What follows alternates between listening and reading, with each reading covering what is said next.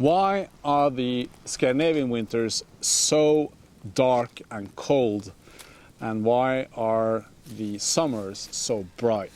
Why does the sun hold such special power over us all the time that we make its changing into seasons and festivals that we celebrate? I thought I might read a few excerpts of a 13th century medieval source from Norway, a very well-known source that deals with just these big issues. Without further ado, let's read from Kongespeilet, or the King's Mirror. The sun asks, "You have said that the sun's ascent is more rapid to the north of us, where summer is almost wanting, while the strength of winter is so overpowering that summer seems like a mere shadow. Now, when you tell me that the sun's path waxes faster here in the north than yonder in the south, I cannot see the reason why. For there the sun's heat is as great in winter as it is with us in summer, and it is so much greater in summer that all vegetation on the earth is scorched by it. Therefore, it seems to me more likely that the sun's path waxes more rapidly where the heat is most intense. Now, if you can and will clear this up for me, so that I can grasp it, I shall listen gladly and attentively."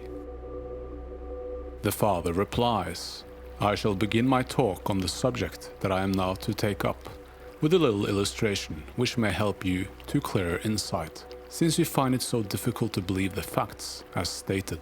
If you take a lighted candle and set it in a room, you may expect it to light up the entire interior, unless something should hinder, though the room be quite large. But if you take an apple and hang it close to the flame, so near that it is heated, the apple will darken nearly half the room, or even more. However, if you hang the apple near the wall, it will not get hot.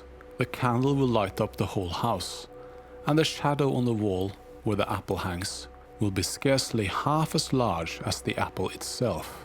You may thus infer that the earth is round like a ball, and not equal near the sun at every point, but where the curved surface lies nearest to the sun's path, there will the greatest heat be, and some of the lands that lie continuously under the unbroken rays cannot be inhabited. On the other hand, those lands where the sun approaches with slanting rays may readily be occupied, and yet some of these are hotter than others, according as they lie near the sun's path. But when the curved and steep slope of the sphere-shaped wheel moves up before the light and the beams of the sun, it will cast the deepest shadow where its curved surface lies nearest the sun, and yet the lands nearest the sun are always hottest. You know that here with us in winter, the day and the course of the sun are brief, for so short is the sun's path that it passes through but a single region of the sky, and then only where the sun has considerable strength. But in many places the sun is not to be seen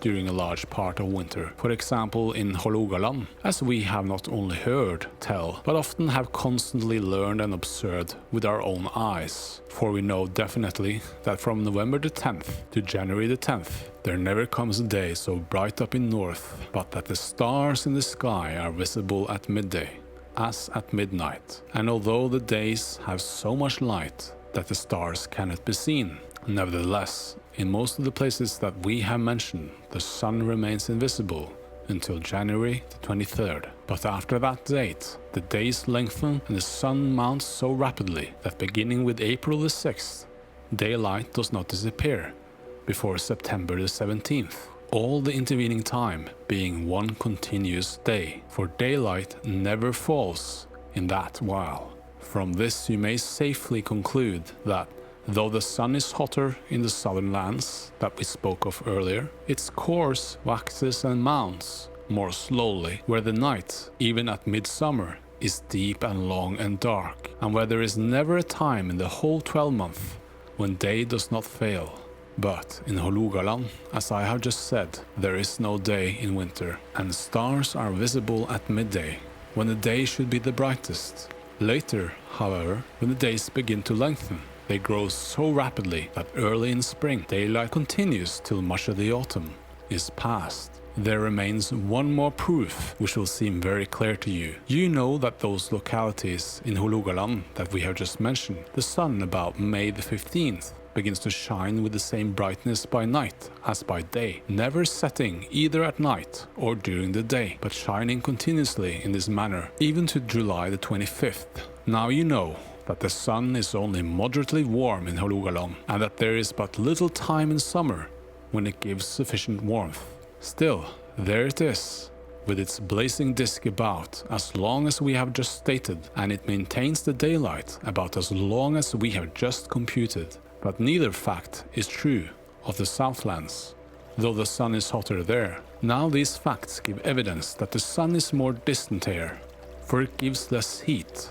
They also testify to the waxing of its cores, for since its light is as bright by night as by day, its path must lengthen more rapidly here. But yonder, it waxes less and more slowly, for there the night has its prescribed period, both for length and darkness, in summer as well in winter.